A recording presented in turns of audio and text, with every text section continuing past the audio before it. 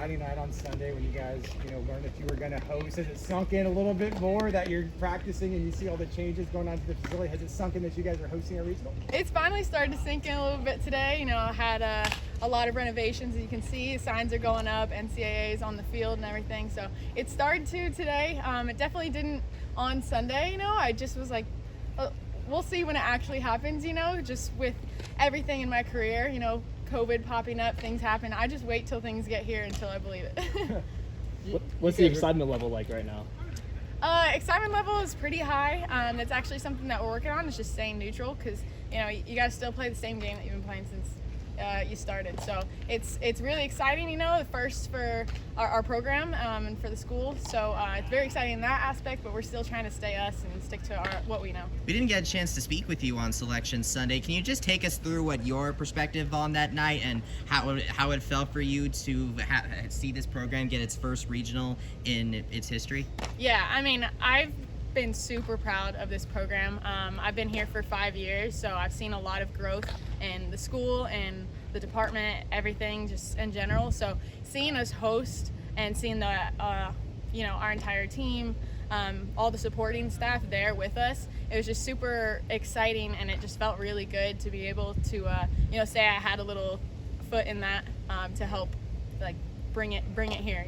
Does that make you proud? Because you've been here a long time. You have more perspective than maybe some of the other girls. A lot of the alumni who have come before you.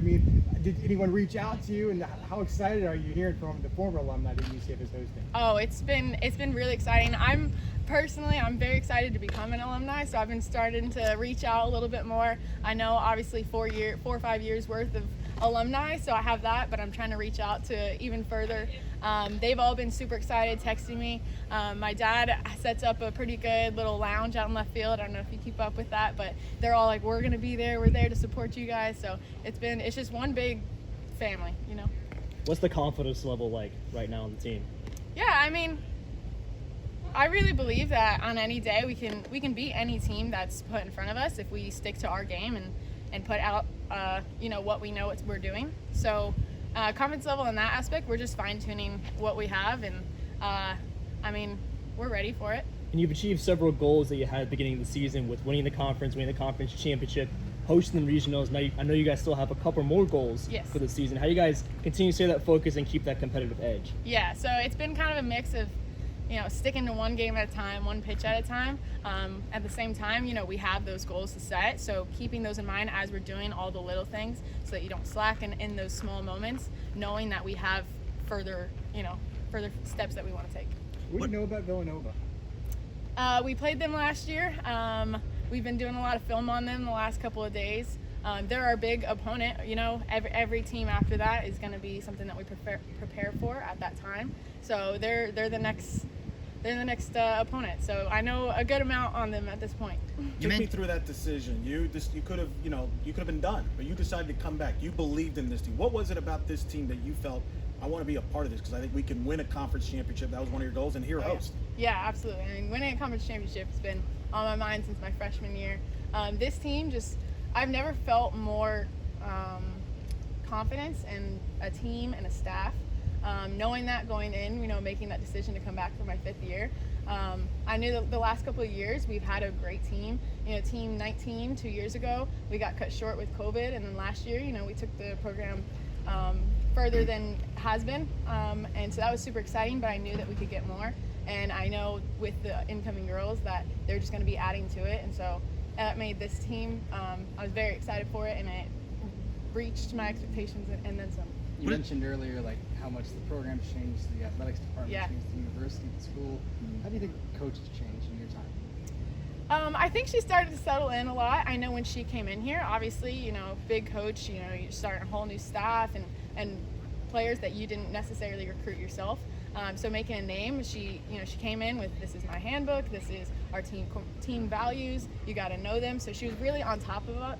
I think she's done a really good job over the years delegating that now to captains, and we have leadership groups. So she really utilizes her coaches and her other players to kind of help set the standards and let us help withhold the standards. Take me through. You, Kieran Clarkowski told me you wanted to be a knight since you were a kid. That was your goal. Yeah. Take me through that process of wanting to be an. What was it that drew you to come here? And then obviously, you're the last player that got to play for Coach Gillespie and Yes. Coach Bear. Yes. So, obviously, who doesn't want to live in Orlando? There's the first part. My cousins, a lot of my family have graduated from UCF, and I've always, heard about the big school, how diverse they are. I've loved, how dedicated they are, the fan base. Just in general, coming here has been on my mind, and it was the best decision I ever made, wanting to come here and having them actually commit me. But yeah. Sorry, did I Yeah, get and you all got to yours? play with the two coaches. You're the last player to get to say that. Right. Yeah, I know. I got Coach G and Coach Bear under my belt. So, and all that staff before that, they all made a big switch my second year. So it's been pretty cool seeing how it's gone in and out, different coaching styles. It's pretty cool. This regional's obviously already sold out. They're adding seats, as you saw. What do you think the atmosphere is going to be like? How exciting is that going to be to play in front of? Yeah, I mean, I can't even tell you what it's going to be like. I've never hosted a regional myself. Being at regionals was a once-in-a-lifetime experience last year. It's definitely high energy. It's easy to let things, get ahead of you and get out of your game. So that's one thing that we're focusing on is, loving the arena, not the attention with everything. So I'm very excited to, a lot of people I know are coming to these, but I'm going to stick with my 22 girls. A lot of the alums will be in left field, standing room only. It's kind of fitting that, because I know that's one of your goals after you're done playing is to kind of grow that for the alumni hanging out in left field. Yeah, no, I'm very excited. I try to reach out to all of them. They've been reaching out to me. I want us all to be there in the next couple of years, and for the rest of my life. I'm coming back. I'm supporting UCF softball. I love it, and I'm glad that they are too. What does it mean to you to be able to be a part of this team that has achieved such a monumental feat in softball history in your last season with this program? Yeah, it means a lot. I kind of thought about that the other day.